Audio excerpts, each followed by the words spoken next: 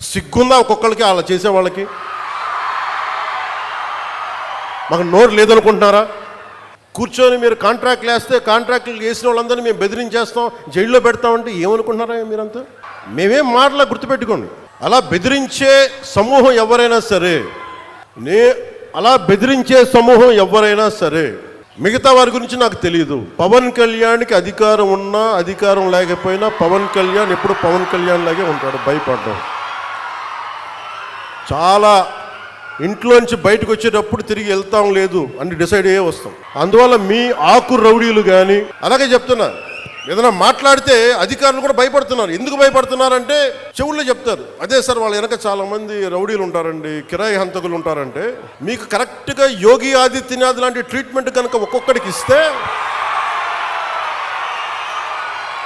ఒక్కొక్కడికి రౌడీజం అంటే కాలు కాలు కీలు కీలు తీసి మడత పెట్టి కింద కూర్చోపెడితే, అప్పుడు కరెక్ట్గా చెప్తా, కరుడుగట్టిపోయిన జీవితకాలం ఒకే, మనం వాళ్ళతో ఏకీభవించవచ్చు, ఏకీభవించకపోవచ్చు.